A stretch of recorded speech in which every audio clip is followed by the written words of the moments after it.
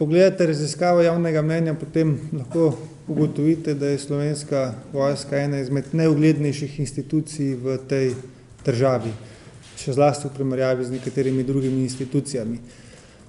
Profesor Svete je včeraj na seji odbora za obrambo dejal, na nek način je njegova teza, da je Slovenska vojska zato tako ugledna, ker praktično nikogar ne nervira, nikomur ne škoduje in v interese večjega dela prebivalstva ne posega. Dejstvo pa je, da so razmere v Slovenski vojski slabe in da vse stvari na nek način tlijo pod pretvezo, da je vse super in da je vse v redu. Če pa pogledate konkretne številke, pa vam temu ne morejo pritrditi. Da ne bom govoril na pamet, vam bom povedal okrogle številke, samo kar zadeva obrambnega proračuna. Še leta 2010 je imela Slovenija 580 milijonov evrov velik proračun, letos je naš proračun velik 350 milijonov evrov, kar pomeni, da je obrambni proračun se zmanjšal za, recim piši, 230 milijonov evrov, oziroma za okrog 40%. Če pogledamo to čez palec, bi rekel, obrambni proračun se je skoraj razpolovil. Ne moramo se več slepiti, da s takšnim zmanjšanjem sredstv ni mogoče zadržati več visoke usposobljenosti in pripravljenosti Slovenske vojske, tudi če se morda temu tako zdi na papirju, dejstva kažejo drugače. V vsem tem času, od leta 2010 do danes, se ni bistveno odpuščalo v Slovenski vojski. Zaradi tega je jasno, da se je zmanjševalo zlasti pri usposabljanju in tudi pri drugih morebitnih nagradah in pa predvsem pri investicijah in tehniki. In seveda to vse slabi našo pripravljenost. Kot eden izmed članov parlamentarne skupščine NATO sem se pretekli Bruselj udeleževal zasedanj odborov parlamentarne skupščine in moram reči, da mi je bilo nekoliko nerodno, ker je bila Slovenija večkrat izpostavljena kot nepridna država oziroma država, ki ne izpolnjuje zavezništva, ki ne izpolnjuje niti tistega, kar sami obljubimo.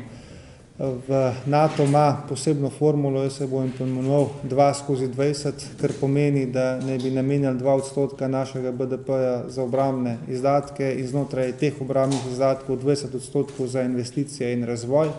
Realna slika v Sloveniji pa je, da je ta delež, ki ga namenimo za obrambo, pod 1% in delež za investicije pod 1%, se pravi konkretno 0,7%. Mi smo na repu vseh držav članic NATO. In bom rekel, inšpektorji in tisti, ki vršijo nadzor nad našimi obrambnimi proračuni in nad izvajanjem naših zavez, praktično sploh ne uporabljajo več diplomatskega jezika, ampak nam enostavno povedo, da zavezništvo ne prinaša zgolj ugodnosti, ampak da prinaša tudi obveznosti. Da Slovenija se teh obveznosti zelo pogosto izogiba, da Slovenija ne želi sodelovati v operacijah visoke intenzitete in da praktično si z našim članstvom v NATO zavezništvo ne more kaj veliko pomagati. In to zavezništvo je bilo narejeno na podlagi solidarnosti in če želimo biti del tega, potem je to solidarnost tudi izkažemo. Ko v Sloveniji se pogovarjamo o NATO, je seveda zagotovo javna slika v zadnjem času NATO precej nenaklonjena, ampak če pogledate črto in potegnete na neko analizo, kaj je Slovenija od NATO dobila in kaj smo morali NATO dati, je ugodnosti na strani mnogo več kot na strani NATO. Še ena zadeva, ki ni vezana toliko na NATO, ampak je vezana na naš samoobrambni sistem. Vi veste, če neko stvar pustiš zelo dolg časa propadati, potem je zelo, zelo težko spraviti vse na isti nivo, kot je že bila. In če zadevo pustimo predolg časa, da propada, potem enostavno bodo stroški za ponovno vzpostavitev in zagon dobro delujoče Slovenske vojske še večje. Če pogledate spet druge analize, ki vam govorijo o tem, kdo se priključuje Slovenske vojske oziroma kaj so razlogi za to, da nekdo postane pripadnik Slovenske vojske, so to predvsem 3 kategorije razlogov. Eno je domoljubni vzgibi, drugo je neke vrste socialna varnost in tretja stvar je razburljivost te službe. Domoljubje je pač specifična kategorija, za negovanje katere smo zadolženi vsi in bi jo tukaj nekoliko izločil, ampak druge dve kategorije sta pa temeljno povezane in odvisne od obrambnega proračuna. V poslanski skupini Nove Slovenije ocenjujemo, da je dvig našega obrambnega proračuna nujen. Jaz ne želim prelagati odgovornost oziroma kriviti katerekoli vlade, tudi mi smo bili v določenih vladah, ampak želim predvsem nagovoriti svoje poslanske kolege, to so tisti, ki sprejemamo državni proračun. Ne bi bilo fair, da bi za nastalo situacijo krivil zgolj obstoječo ministrico, ona je podedovala obstoječe stanje, žal ji ni uspelo to, kar je uspelo na primer notranji ministrici, da bi zagotovila še dodatne milijone za Slovensko vojsko, ampak odgovornost za obrambni proračun je na strani vseh poslanskih skupin. Zaradi tega smo mi predlagali poseben sklic seje odbora za obrambo. Mi ocenjujemo, da je to mesto, kjer se moramo čim prej začeti pogovarjati o teh zadevah, ker če ne tukaj, potem ne vem kje. Potrebno je spodbuditi vse poslanske skupine, da bomo pri sprejemanju rebalansov proračuna in tudi prihodnjih proračunov namenili mnogo več sredstev za obrambo. V Sloveniji se je še zelo dolgo časa zdela varnost kot nekaj samoumevnega, veljala je krilatica, da vse imamo mir, nihče nas ne ogroža, škoda je vsakega centa, ki ga namenjamo za obrambo in posledica tega je, da smo v zadnjih letih obrambnemu resorju vzeli 230 milijonov evrov. Jaz tudi vem, ko se sprejemajo proračuni države, da je zelo enostavno govoriti o socialnih podporah, o pokojninah, o še nekaterih drugih zadevah, da tisti, ki pa govorimo o obrambnem proračunu, pa izpademo precej nevšečni, ker je jasno, proračun ni vreča brez dna, ampak če nekomu daš, moraš nekomu zmanjšati. Ampak želel bi pa poudariti na tem mestu, da bi se tudi vse poslanske skupine, na čelu ne pred nami samimi, zavedali, da je pa varnost temelj vsega. Ker če nimamo zagotovljene osnovne fizične varnosti, potem nam ne pomaga nobeno drugo vlaganje v ostalo infrastrukturo, zdravstvo, socialo in karkoli.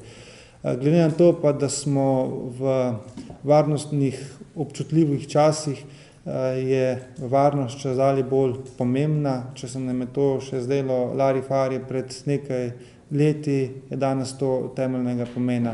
Zato, da gospodarstvo uspeva, zaradi tega, da se gospodarstvo kolesje vrti, če hoče, da se denar obrača, je pomemben tudi občutek varnosti, ki ga imajo državljani.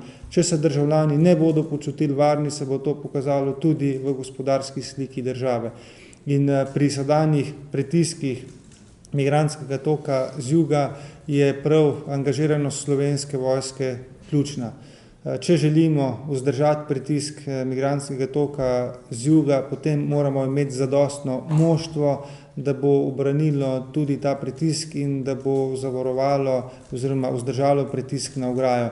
Nam sama ograja in pa postavitev same ograje še ne pomaga nič, zelo enostavno je preiti, tudi mediji so kazali posebne slike, kako so ljudje s posebnimi škarjami to zelo enostavno prestrigali in šli skozi, zaradi tega je fizično varovanje te ograje ključno. Zato pa potrebuješ zadostno in usposobljeno moštvo, policija tega sama ni sposobna zagotavljati in tukaj je vojska ključnega pomena. Seveda pa potrebujemo motivirano in dobro usposobljeno vojsko in zaradi tega še enkrat, zaradi vseh teh razlogov se je potrebno začeti pogovarjati o obrambnem proračunu danes in naš konkreten predlog na seji odbora za obrambo bo, da bi se vse politične stranke, jaz tukaj ne bom, kot sem dejal, ne nagovarjal vlade, ne krivil ministrice, ampak bom poskušal nagovoriti svoje kolege v parlamentu,